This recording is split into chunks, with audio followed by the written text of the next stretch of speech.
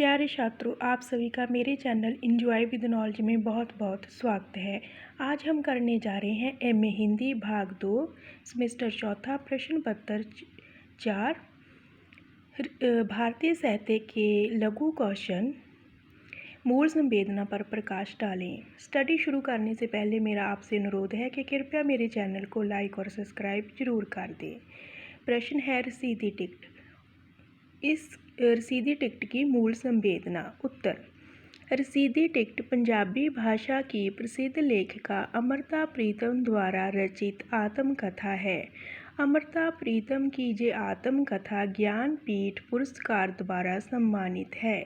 इस आत्मकथा में लेखिका ने अपने जीवन के विभिन्न पड़ावों का बिना किसी दुराव छिपाव के वर्णन किया है। इस आत्मकथा में लेखिका ने सामाजिक असंतुष्टि के कारण अपने मन में उठने वाले विद्रोहों का वर्णन किया है। अमृता प्रीतम के मन में पहला विद्रोह तब उत्पन्न होता है जब वह ईश्वर से लाख मन्नतों के मांगने पर भी अपनी मां को नहीं बचा पाती। वह कहती है, ईश्वर बच्चों की कभी नहीं सुनता। उसके मन में ईश्वर के प्रति विद्रोह उत्पन्न होता है।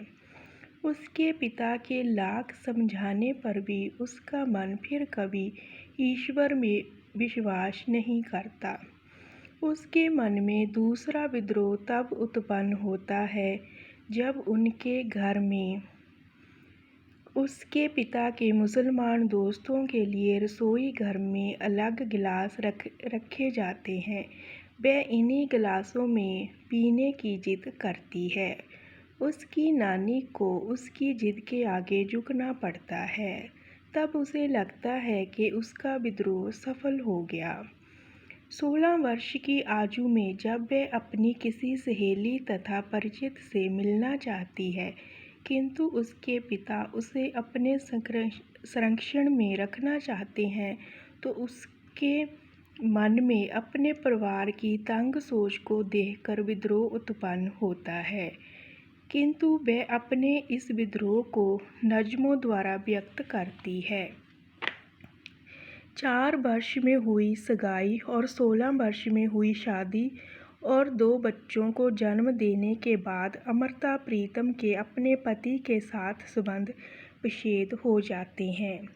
इसका कारण ये है कि वह अपनी संवेदनाओं को अपने पति के साथ नहीं जोड़ पाती। आगे चलकर उसकी संवेदनाएं कभी सज्जाद हैदर के साथ जुड़ती हैं तो कभी इमरोज के साथ। देश विभाजन की त्रासदी से अमृता प्रीतम के हृदय को गहरी चोट लगती है। उसने कांपते हाथों से ट्रेन में बैठकर एक कविता लिखी, जिसमें संपूर्ण मानव का हृदय चित्कार उठा। अज आखां बारिश छानू कितों कबरां विचों बोल, ते अज किताबे इश्क दा कोई अगला बरका फूल। एक रोई सी धी पंजाब दी तू लिख लिख मारे बैण, अज लखां धीआं रोंदियां तैनू वारिस शानू कहण। साहित्यिक क्षेत्र में भी अमृता प्रीतम को कभी प्रोफेसर मोहन सिंह के साथ तो कभी लाहौर के अन्य कवियों के साथ टक्कर लेनी पड़ती है। उसकी हर टक्कर से उत्पन्न विद्रोह एक नई अफवाह को जन्म देता है। अंत अमृता प्रीतम ने अपनी इस आत्मकथा में नैतिक साहस को व्यक्त किया है। इस आत्मकथा को पढ़ने के बाद व्यक्ति को नैतिक साहस की प्रेरणा मिलती है। यही इस आत्मकथा की मूल संवेदना है। धन्यवाद।